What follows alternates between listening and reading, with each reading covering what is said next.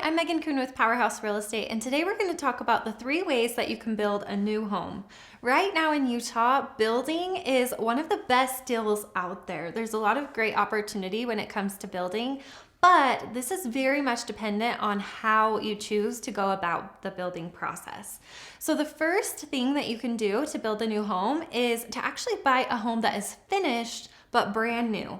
A lot of builders during the COVID stages bought a ton of land while the market was thriving, and they ended up just starting to put a bunch of houses up because they had a huge demand for new homes and they had a lot of opportunity to build quite a few homes at the same time. So they started building these homes and then the market started to decline. And so there's a lot of homes sitting on the market that either the buyers have failed, their financing didn't work out anymore, so they walked away, or they were simply built as a spec home from the builder. So they didn't have a buyer in mind, but they chose to build the home and sell it when it was finished. These homes are usually mostly finished by the time they go on the market, so there's not a huge opportunity for you to pick the things that go into them. However, they usually are finished by a designer, so they're very trendy finishes. Usually they have some of the upgrades in them that most people would put in them so that they can sell them well. And they're done. You get to move in as soon as the home closes. So it's really quick. Usually within 30 days, you can get the home closed and you can move into the home. The second option that you have to build is semi-custom. This is going to come from those big box builders where you see the big signs outside the communities. They've bought the whole community and they're selling the lots individually. You get to pick everything from scratch. So you're going to pick the lot that you want in the community. You're going to pick the floor plan from their selection of floor plans. And then you're also going to be able to pick everything, all the interior finishes. Now, in this case, the builder will have their pre-selected items that you get to choose from. It's not fully custom. However, there is a good range of items for usually anything that you'd like. So it's usually a great option for someone that's never built a home, for someone that really wants a new home but isn't super picky on what they want. And there's usually a lot of options when it comes to the finishes and making it your own. When you go semi-custom, it does take usually from the start of the process, so when we first start meeting with the builder until your home is complete, we're usually looking at about a year. So that is something to keep in mind with this. It does take a lot more time than a spec home that's ready to go. However, you are getting to select the things that you want and you are getting more of what you want on a lot that you love. The third option when it comes to building is fully custom. There are builders out there that build only custom. They don't usually keep any lots on hand. So you're finding your own lot, or they can help you work with a developer to find one. We also are starting from scratch. So we're buying the lot, you're choosing a floor plan. You can get a custom architect to map out a floor plan for you. And then we're putting that house on the lot. You're choosing everything. In some cases, these custom builders have a designer that they'll hook you up with, so they'll help you make all of the selections. But when I built custom, I went to all of the different stores. I went to the tile store and picked my tile. I went to the paint store and met with the paint specialist to pick my paint, and so on and so forth. So it does become a very overwhelming process when you start to look at all of the details that go into custom.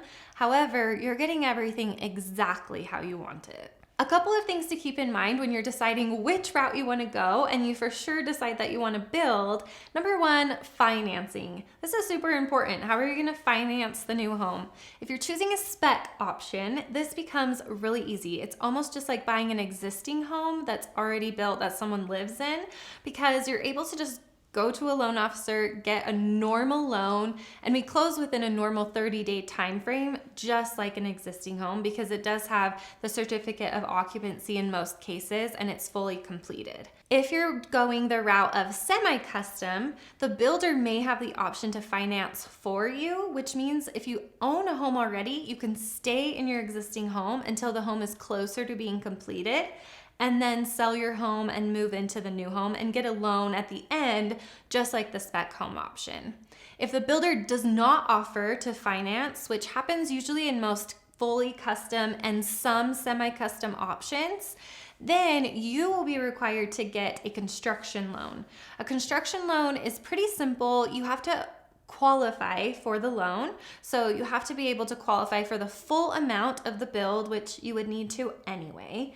But in a lot of cases, you will have to move out of your existing home in order to qualify. So that's where the catch comes in. And then once you get qualified and we get the construction loan in place, you don't actually have to make any payments on that until the construction is completed. So that is one thing to keep in mind. You may have to move out of your home, however, you're not making payments until the home is completed. One thing to keep in mind when it comes to financing your own build and getting a construction loan is this can be a really good option because a lot of lenders will offer a one-time close, which means that you can lock in your interest rate and then you're basically refinancing at the end of the build rather than getting a whole new loan. So this can kind of lock in your rate and all of the terms, so there's a lot less uncertainty because a lot can happen in a year. Interest rates could go up 2% and then you can't qualify for it anymore. So that does give you a really good option. If rates go down, they do also allow you to float down usually at least 1 or 2 times. So you do have the option to go down, but your interest rate won't be raised if rates go up. I personally have built 3 of my own homes in all different ways. I've used every single one of these methods of building. And so if you have any questions about building, reach out to me. I would say that I'm a semi-expert in this topic. I love building. I love the whole idea of picking everything that goes into your home and the energy that comes from just moving into a brand new home. So if you have any questions, reach out to me. I would love to answer your questions, connect you with the contacts that I have in this industry, and help you with the process. My name is Megan Kuhn with Powerhouse Real Estate.